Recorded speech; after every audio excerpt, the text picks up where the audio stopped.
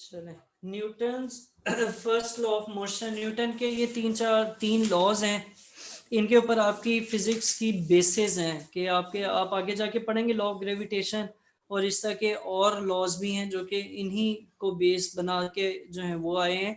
अब Newton first law of motion क्या कहता है? Newton first law of motion ये कहता है,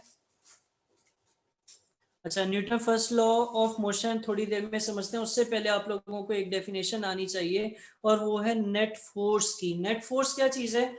नेट फोर्स के बारे में कह रहे हैं कि जी नेट फोर्स क्या होता है? रिजल्टेंट होता है। किसका रिजल्टेंट होता है? Of all the forces acting on a body, के एक बॉडी के ऊपर जो, थोड़ा सा इधर हो जो नजर आ जाएगा Ali, net all the forces, तार ना निकले ध्यान से, all the forces acting on a body, के एक बॉडी के ऊपर जितनी भी फोर्सेस लग रही हैं उनको जब आप,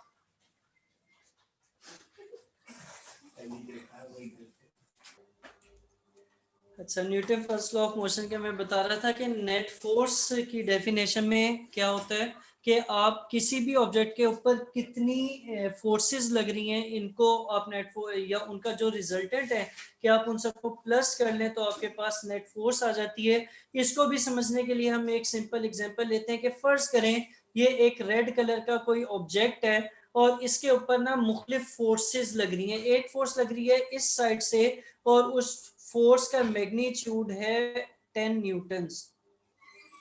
ठीक है, फोर्स को न्यूटन्स में, जो किलोग्राम मीटर पर सेकंड है ना वो न्यूटन का ही होता है। हम आगे जाके डिटेल में पढ़ेंगे सेकंड लॉ में। तो अभी मैं आपको बता रहा हूँ कि जो फोर्स है, जो ब्लैक वाली फोर्स है, उसका मैग्नीट्यूड है 10 न्यूटन। इसी तरह इसके ऊपर और फोर्सेस भी लग रही हैं। एक फोर्स इस साइड से लगती है और उसका मैग्नीट्यूड है, उसको हम येलो से कलर कर देते हैं और उसका मैग्नीट्यूड है 7 न्यूटन्स।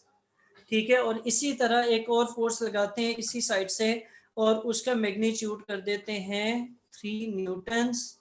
और इसी तरह एक और फोर्स लगाते हैं इस तरफ से और उसका मैग्नीट्यूड कर देते हैं 2 न्यूटन्स। ठीक है, और एक और फोर्स लगाते हैं इस तरफ से और उसका मैग्नीट्यूड कर देते हैं 1 न्यूटन। ठीक है, अच्छा अब इस ऑब्जेक्ट के ऊपर इस वक्त कितनी फोर्सेस लग रही हैं? 5 फोर्सेस लग रही हैं। और मुझे आप में से कोई बता सकता है कि इन फोर्सेस के लगने के बाद ये ऑब्जेक्ट राइट साइड पर मूव करेगा या लेफ्ट साइड पर मूव करेगा? जरा गौर से देखिएगा। ये इधर ही इस रहेगा। साइड पर मूव करेगा। एक मिनट लड़ना नहीं है, प्यार मोहब्बत से काम करें। या इस साइड पर, मैं कह रहा हूं कि ये रेड ऑब्जेक्ट के ऊपर ये 5 फोर्सेस लग रही हैं, हर एक का मैग्नीट्यूड मैंने लिखा हुआ है। और ये पूछ रहा हूं कि इन फोर्सेस के लगने के बाद, इन पांचों फोर्सेस के लगने के बाद, ये पांचों फोर्सेस लगने के बाद ये ऑब्जेक्ट राइट साइड पर मूव करेगा या लेफ्ट साइड पर? ग्रीन वाली डायरेक्शन पे या रेड वाली पे? रेड वाली पे। एक बच्चा कह रहा है, क्यों कह रहे हो भाई?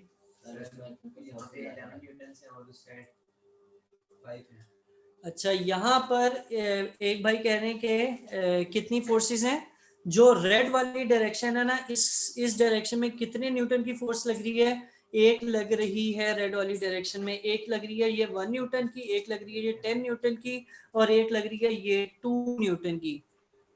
ठीक है, तो टोटल फोर्सेस जो रेड की डायरेक्शन में वो कितनी होगी? 10 टू 12 और 1 13 न्यूटन। और जो ग्रीन है उसकी डायरेक्शन में कितनी फोर्सेस लग रही हैं? उसकी डायरेक्शन में एक ये 3 न्यूटन लग रही है, ये 7 न्यूटन लग रही है, 3 और 7 10 हो गए। और कोई लग रही है?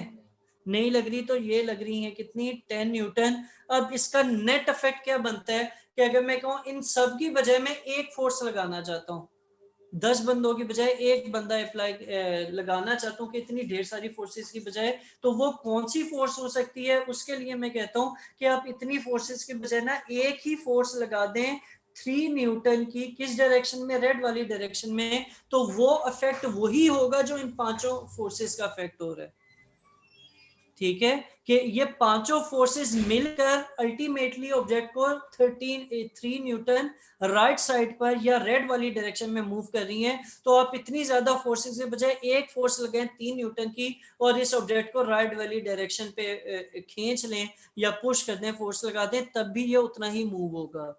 ठीक है, तो हम क्या कहते हैं कि हम कहते हैं रिजल्टेंट फोर्स क्या है कि एक ऑब्जेक्ट पर जितनी भी फोर्सेस लग रही हैं उनको सम करें तो रिजल्टेंट आ जाता है। इसमें अगर आप एक डायरेक्शन, अगर दो डायरेक्शंस हैं, एक राइट है एक लेफ्ट है, अगर आप राइट वाली को पॉजिटिव ले रहे हैं तो लेफ्ट वाली क्या होंगी, नेगेटिव होंगी। ठीक है, अगर राइट वाली पॉजिटिव ले रहे हैं तो लेफ्ट वाली नेगेटिव होंगी। तो ये डायरेक्शन भी उस हिसाब से ही होती है। और हम फिलहाल ये मोटी मोटी डेफिनेशन कर रहे हैं, कंपोनेंट्स और बहुत सी चीजें और आती हैं, हम लोग अभी सिर्फ उसकी डेफिनेशंस की हद तक कर रहे हैं। तो ये आपकी आ गई नेट फोर्स। मैं अब आप लोगों को लेके आता हूँ किसके पास, मैं आपको अब Newton first law of motion